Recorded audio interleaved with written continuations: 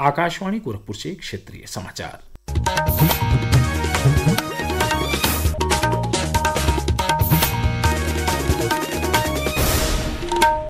नमस्कार। समाचार बुलेटिन के साथ मैं वेद प्रकाश पाठक।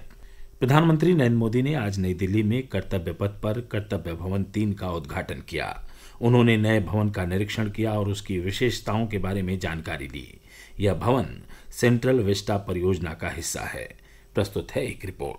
कर्तव्य भवन 3 लगभग 1.5 लाख वर्ग मीटर का एक अत्याधुनिक कार्यालय परिसर है, जिसमें गृह, विदेश, ग्रामीण विकास, एमएसएमई, पेट्रोलियम एवं प्राकृतिक गैस जैसे प्रमुख मंत्रालयों, कार्मिक और प्रशिक्षण विभाग और प्रधान वैज्ञानिक सलाहकार के कार्यालय होंगे। यह नया भवन आधुनिक प्रशासनिक ढांचे का प्रतीक है। Rooftop solar water heating, ventilation और वातानुकूलित व्यवस्था और वर्षा जल संचयन के साथ यह स्थायित्व में भी अग्रणी होगा। कर्तव्य भवन की छत पर लगे सोलर पैनल हर साल 5 लाख से अधिक यूनिट बिजली पैदा करेंगे। यह भवन पर्यावरण जागरूकता को भी बढ़ावा देगी। रईसुद्दीन के साथ अनुपम मिश्र, आकाशवाणी समाचार, दिल्ली।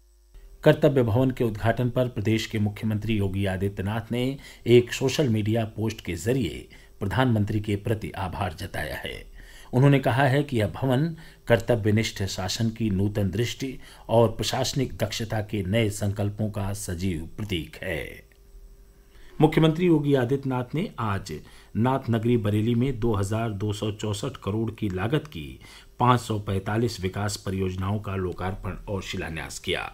इस अवसर पर मुख्यमंत्री ने कहा कि डबल इंजन की सरकार सबका साथ सबका विकास के मंत्र को आत्मसात कर विरासत को विकास के साथ जोड़कर काम कर रही है। ये नया भारत है। नया भारत योजनाओं में भेदभाव नहीं करता है। नया भारत उत्तर से दक्षिण तक, पूरब से पश्चिम तक पूरे भारत को जोड़ने में विश्वास रखता है। समाज के समग्र विकास को आगे बढ़ाता है। दलितों के लिए, वंचितों के लिए, पिछड़ों के लिए, समाज में जो लोग अब तक छूट चुके हैं उन्हें आगे बढ़ाने के लिए सरकार पूरी प्रतिबद्धता के साथ कार्य करती है। और इसी का परिणाम है कि आपने यहाँ पे देखा होगा, रोजगार मेला भी लगा। रोजगार मेले में नियुक्ति पत्र भी वितरित हुए। कार्यक्रम में मुख्यमंत्री ने रोजगार मेले के माध्यम से चयनित 6,000 से अधिक युवाओं को नियुक्ति पत्र वितरित किए और विभिन्न योजनाओं के लाभार्थियों को प्रमाण पत्र व टैबलेट प्रदान किए। इसके बाद मुख्यमंत्री ने मुरादाबाद के मंडल मुख्यालय पर 79 करोड़ से निर्मित अटल आवासीय विद्यालय का उद्घाटन किया। साथ ही मुरादाबाद स्थित 24वीं पीएसी वाहिनी में 1,172 करोड़ की 87 विकास परियोजनाओं का लोकार्पण और शिलान्यास भी किया। प्रदेश की विभिन्न नदियों में बढ़ते जलस्तर की वजह से कई जिलों में बाढ़ की स्थिति बन गई है।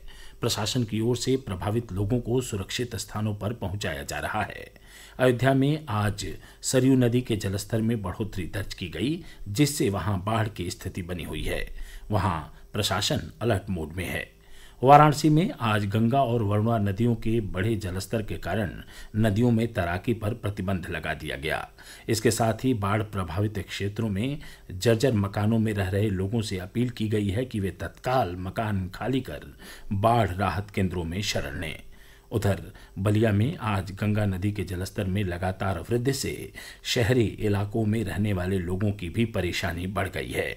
शहर के उमरगंज में गंगा से जुड़े कटहल नाला में बैक फ्लो होने से 50 से अधिक घरों में सैकड़ों लोग फंस गए, जिन्हें प्रशासन ने एनडीआरएफ की मदद से सुरक्षित स्थानों पर पहुंचाया।